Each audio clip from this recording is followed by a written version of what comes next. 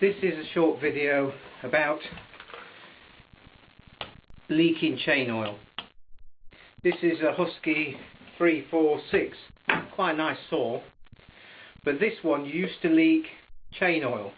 Whatever you did, you left it for a couple of days, there was a pool of oil underneath. And a mate of mine had a similar saw, so I thought, right, it's obviously a common fault. So first thing to do, of course, was to have the bar and chain off.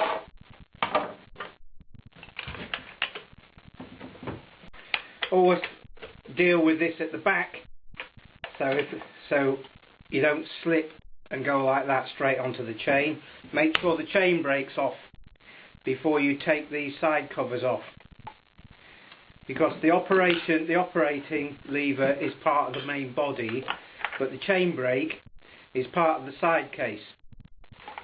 And if you try and take the case off with the chain brake attached, if you're successful, then you have to reseat these dogs here into there, and of course they're the wrong place.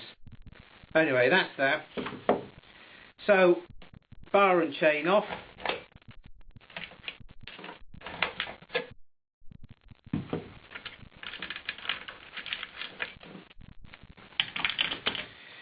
Right, standard thing to be able to undo this is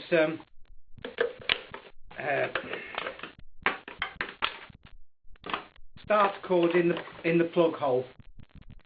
So top case off, plug lead off, plug out,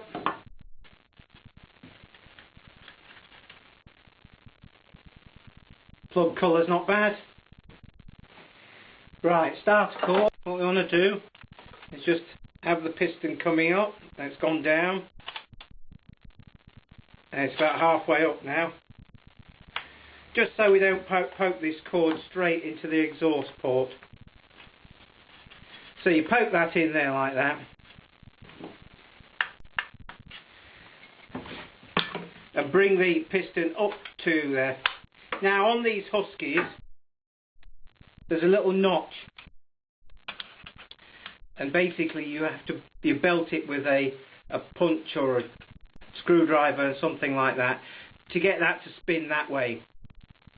Okay, so we're not going to do that because it means putting it back together, but we've got the body of one here. So this undoes like that. Yep. Then you've got the clutch drum, so take the clutch drum off and the needle rollers in there. There's the rim sprocket, and here we've got the oil pump drive, so lift that out, and if you notice in there's some face dogs, and the way the oil pump drives is the splines of the rim sprocket sit in there, so that's what drives the oil pump. On a spur sprocket, this type, it has these little dogs sticking out the face of the spur to engage with that. That's that. Right, so now it's a matter of undoing these to get to the oil pump. Undo that one and this one, and then this cover comes off. Sometimes they're a bit sort of covered in gunk, so they're a bit difficult to lift off to start with. There's the oil pump, and there's the drive taken from that worm there. So there's one more bolt that you undo. Right, then the oil pump will lift out. Now this rubber here is, as far as I can tell, the problem. I did this on the other saw and it seemed to have worked. That's the pickup pipe, and the pickup feed goes into this side of the pump. That's the bottom side. And then it transfers the oil under pressure to the top side, and then it just squirts through there.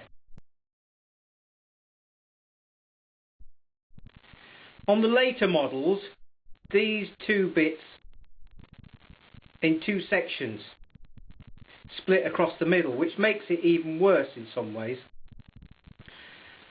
This oil pump is obviously a replacement oil pump, because the oil pump on the other machine, there's a little spigot around each hole, so it stands up a little bit. So then when you push this in there, the spigots go in the various holes, in the feed or the delivery hole. What I did was I cleaned this up with mess. Cleaned all the oil off and cleaned all this lot off, and then used the old blue Hylamar. So what you want is just the merest wipe, because you're not wanting to stop oil under pressure, you're just wanting to stop oil that's seeping. So just the merest wipe on there.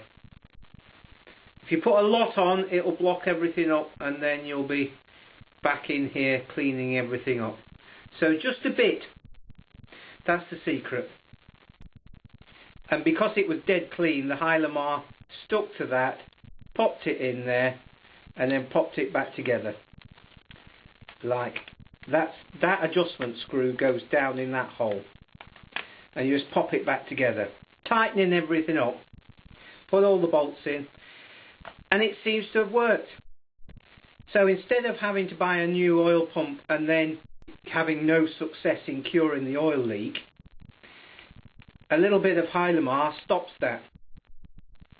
If this rubber here is a bit degraded, or the fit there is a bit sloppy, you might decide to buy a new pickup and delivery rubber pipe assembly.